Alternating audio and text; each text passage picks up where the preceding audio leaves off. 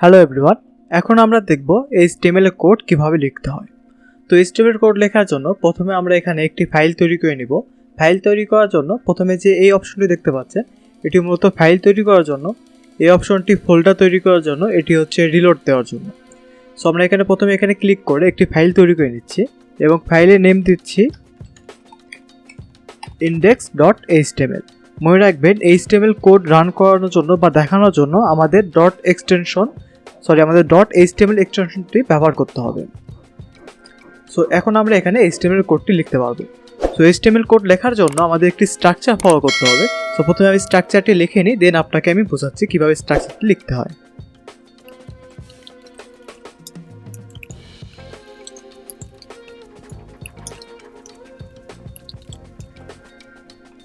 ওকে, দেখুন এটি মূলত HTML এর স্ট্রাকচার। সো প্রথমে এখানে এইভাবে ডক টাইপ লিখতে হবে। প্রথমে লেস দ্যান সাইন, দেন এক্সক্লেমেটরি সাইন, দেন বড় হাতের ডক টাইপ, দেন ছোট হাতের HTML, দেন এই গ্রেটার দ্যান সাইন দিয়ে এই ট্যাগটি কমপ্লিট করতে হবে।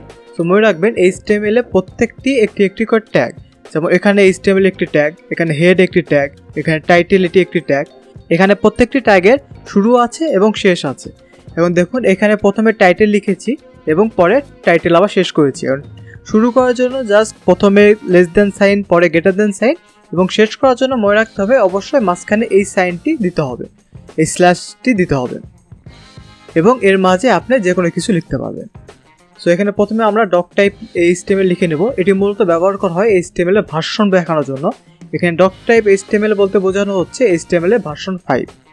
দেন আমাদের এখানে HTML একটি ট্যাগ নিতে হবে এবং HTML ট্যাগ শেষ করতে হবে, এবং এই প্রথম যে HTML ট্যাগটি আছে এর ভিতরে সব কিছু লিখতে হবে। দেখুন এখানে আছে প্রথমে হেড ট্যাগ এবং তারপর আছে বডি ট্যাগ।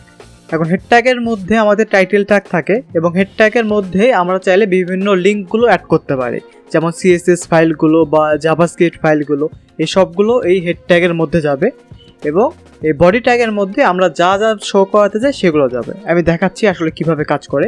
তো আমরা প্রথমে হেড ট্যাগের মধ্যে এই টাইটেলে কোনো একটা কিছু লিখে নিই।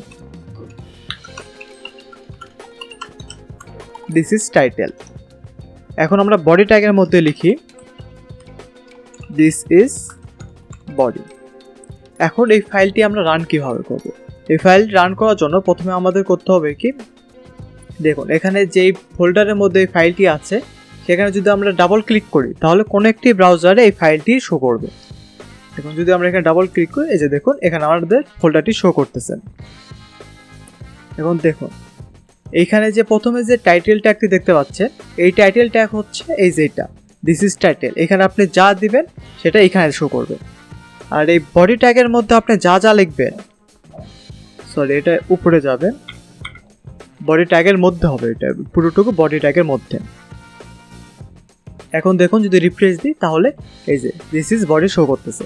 মূলত আপনি বডি ট্যাগের মধ্যে যা লিখবেন সেগুলো এখানে শো করবে। এটি ছিল মূলত এক উপায় আপনার HTML ফাইলগুলো দেখার জন্য।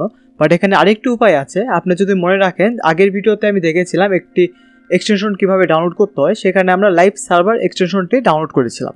সো এখানে দেখুন লাইভ সার্ভার ইনস্টল করার পরে এই যে এই অপশনটি চলে এসেছে, এখানে গো লাইভ। আপনি যদি এখানে ক্লিক করেন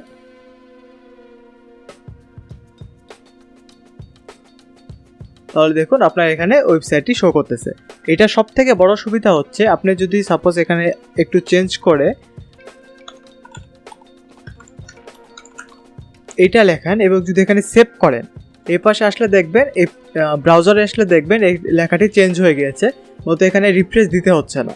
এই লাইভ সার্ভারে সব থেকে বড় সুবিধা হচ্ছে এটি, আপনি চাইলে জাস্ট কোডটি সেভ করবেন এবং সেটি এই ব্রাউজারে অটোমেটিকভাবে শো করবে। সো এই ছিল মূলত HTML স্ট্রাকচার কিভাবে লিখতে হয়। পরের ভিডিওতে আমরা HTML কোড লেখা শুরু করে দেব।